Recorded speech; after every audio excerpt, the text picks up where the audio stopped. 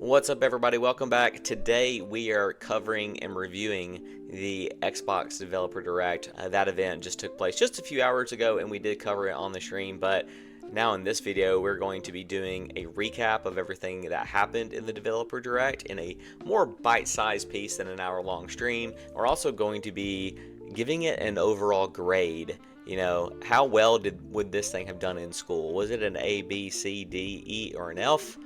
I'm not sure which schools give an E these days, but we'll see how it goes. Be sure to stick around to find out what the overall grade is. Now, all these games we're talking about today are on Game Pass for free, day one, whenever they launch. So, obviously, that's a reason to at least give them a shot if you have an Xbox, if you have Game Pass. Just as a high-level recap, at the Developer Direct, they covered 4 games, starting with their big surprise. They started the showcase with the big mystery game, which was Ninja Gaiden 4. So Ninja Gaiden 4 is an upcoming action-adventure game developed collaboratively by Team Ninja and Platinum Games. And it's set to release later this year, fall 2025, on Xbox, PlayStation, and PC platforms. Now, Team Ninja has worked on Ninja Gaiden games in the past, and now they're just collaborating with Platinum Games, I guess, to get another layer of expertise and technology and more development power, I suppose. But if you're not familiar with the Ninja Gaiden series, I wasn't too familiar with the Ninja Gaiden series in the past, but yeah, this is apparently it's a legendary Japanese franchise. Ninja Gaiden 4 is giving me like hack and slash, fast-paced action vibes. That's about all I know about it so far, but it looks pretty cool. Now, from what I know about hack and slash, if I'm going to play one hack and slash that's been made in the last 12 months, it's probably going to be Stellar Blade because of the booty, right? Because of the curves. Now, this game, it does look pretty interesting, but it doesn't have that same appeal as Stellar Blade, which is the other fast and paced hack and slash game that's looked pretty good the last year or so. But if you are a big fan of the Ninja Gaiden series, I think it could be really interesting. So, yeah, that you have to look forward to later this year. Now, this game introduces a new protagonist, Yakumo, a young ninja navigating a futuristic, cyberpunk-inspired Tokyo, overshadowed by the cult of the Dark Dragon. And players can anticipate fast-paced, challenging combat that honors the series' legacy, enhanced by Platinum Games' dynamic action gameplay. And also, for fans of the series, the legendary Ryu Hayabusa will also make an appearance as a playable character. So, you do have that to look forward to. Now, Team Ninja and Platinum Games also had one other surprise for us today. For all of you fans of the Ninja Gaiden series, Ninja Gaiden 2 was a game released in 2008. It's an action adventure classic. This is a well received, very well beloved game. Now they announced today that the modern remake, Ninja Gaiden 2 Black, has been shadow dropped for Xbox Series X and S, PC platforms, and guess what? PlayStation 5. So for all you PlayStation 5 fans as well, this is something that you are going to enjoy. You can purchase. Now, with Ninja Gaiden 2 Black, you know, obviously it's going to be free on Game Pass, but if you are a big fan of the series and you don't have an Xbox, you don't have Game Pass, it might be worth paying for it if you want to give yourself something to play and to tie yourself over to Ninja Gaiden 4.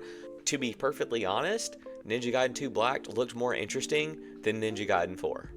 So, I guess there's a reason that it's a beloved game in the series, but that one did look more interesting to me than the new game that's coming out. But anyway, I think, yeah, Team Ninja and Platinum Games, they definitely started the Developer Direct off pretty strong with the Ninja Gaiden games. So looking forward to that, and I'm sure all of you who are fans of the series are also looking forward to it. But if you are a big fan of the series, just let me know. Let me know how the game is. I probably won't be playing it immediately, but it does look pretty interesting to me. Please let me know if I need to buy it and play it on my PlayStation, Ninja Gaiden 2, so I can get excited about Ninja Gaiden 4. You know, I want to be playing these games with you as they're coming out. So next, they showcase South of Midnight, which is if you're not familiar with South of Midnight, it is an upcoming third-person action-adventure game developed by Compulsion Games, and previously they've created Contrast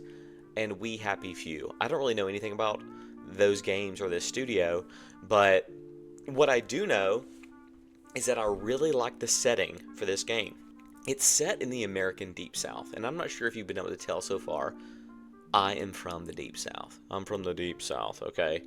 The Deep South. The Deep South, okay? I'm from the Deep South. So it's not every day where you get to play a game that, where the setting is in your home turf. But it's not just set in the Deep South. It is set in a magical Deep South. So the game introduces players to a player, Hazel, who's a new female protagonist.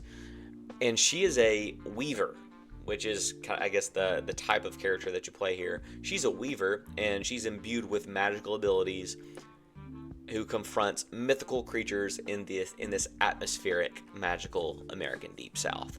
So, I will say the setting looked great, story looked interesting, but the combat, I'm not sure about the combat. The combat looked a bit surface level to me, and it was giving me Hogwarts Legacy combat, which, don't get me wrong, I loved Hogwarts Legacy because it was a beautiful game, and I'm a huge Harry Potter fan, but I'm concerned that the combat in this game might not give us enough to sink our teeth into. It just looked kind of basic and maybe a bit boring too, so I'm a bit concerned about that.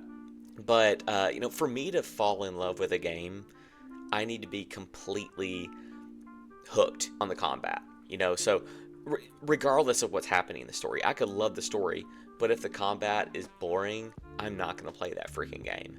I may not even know what the heck is going on with the story. As long as I love the combat, I'm going to be playing that freaking game. So, like, for example, Elden Ring. The first time I played through that game, I didn't know what the flip was going on with the story, but you know what? The combat was freaking good. So I kept on blasting, right? And I kept on dying, and I kept on blasting because it was a beautiful world, and the combat was amazing.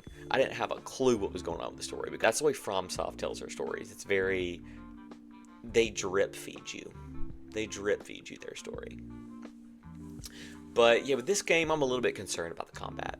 Now, I could be wrong, but at the end of the day, I'm concerned that it's going to be similar to Hogwarts Legacy, where it doesn't really matter what your build is, you're going to blast over everything anyway. And that's not going to keep me coming back time and time again to a game. It's not going to keep me all the way through a game, even if it is pretty. So, again, we'll have to see. I'm not one to judge a book fully by its cover.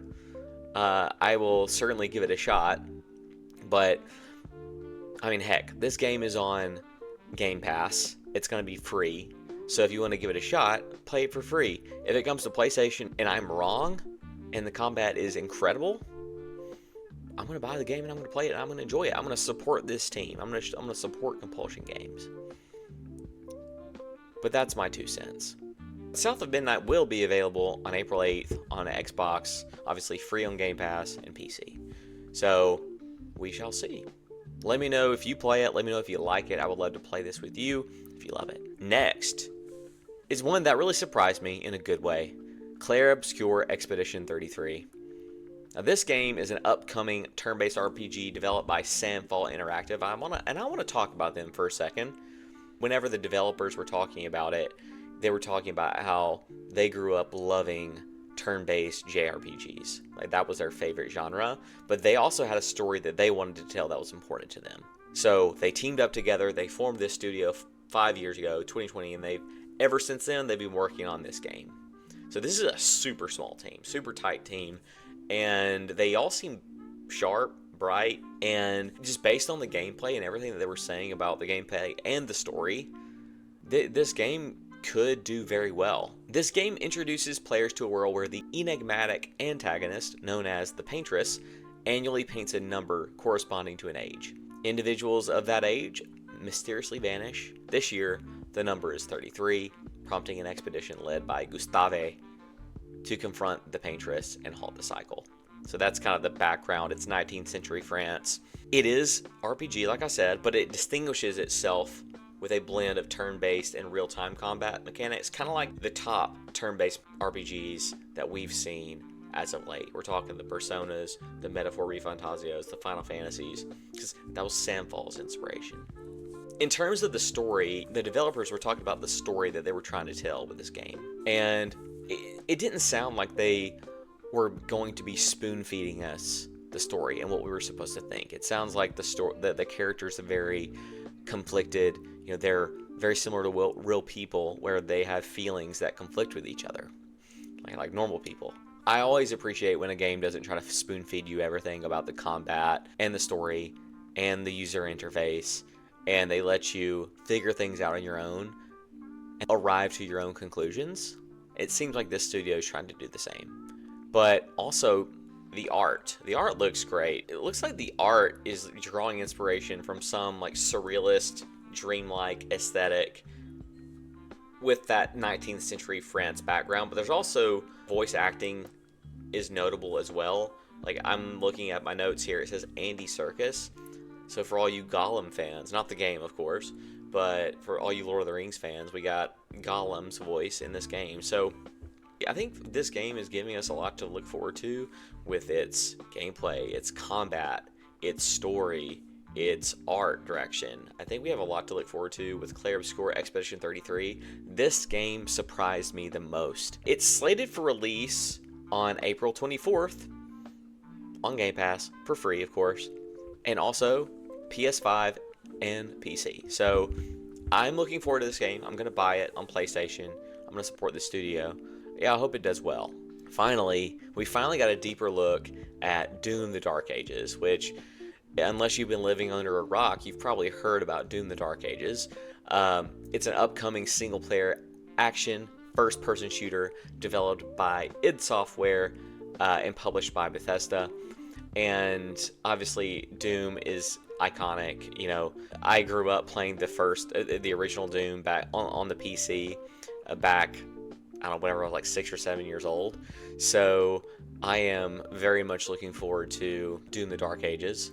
Now, a lot of the combat didn't look very Dark Ages to me, because you're still blasting people with like these massive guns and this saw shield that definitely doesn't look Dark Ages, because you can like throw it and it'll come back to you. But I'm down with it. Like, I don't care, as long as I'm having fun. Name your game whatever you want. The game is set in a medieval inspired setting, so it's more in level design, I think, where they get that Dark Ages theme.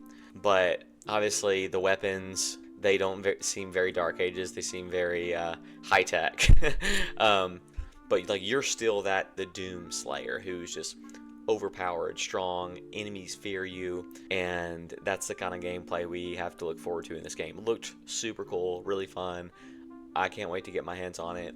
It's going to release on May 15th on Xbox, PC, and PlayStation as well. So for all you Xbox people, Game Pass day one for free. PlayStation, I think there's going to be a lot of people who buy this game on PlayStation. I think it's going to sell very, very well, and it's going to be a big win for Bethesda, for Xbox. I think it's going to be one of the best games of the year. So I'm looking forward to it. Now, let's talk about giving this a grade. And personally, I have never given a grade to a showcase on this channel before, so we're starting fresh. This is fun. Like, I've never done this before, but yeah, A, B, C, D, F. How are we going to rank this thing? Well, you got to have at least a 90 for an A, right? This is pretty close. This is pretty close to a 90. I think this is pretty close to an A minus. I feel like B plus is just being harsh.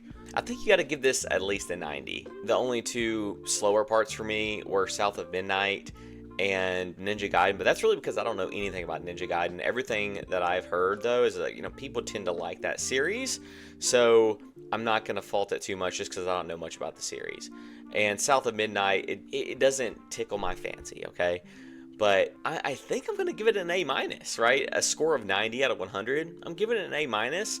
Never scored a showcase before, but now we have a baseline for the future, right? So what do you think? How would you grade the Xbox Developer Direct?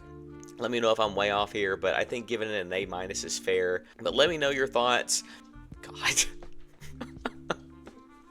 Just his eyes are just glowing. But if you made it this far, thanks so much for tuning in. This show will be back at least weekly, providing you with all the gaming news that is relevant to you in your world. But if you did enjoy the content, consider liking, subscribing, hitting that notification bell, you know, whatever the kids do these days. But until next time, I'll see you 5 to 9.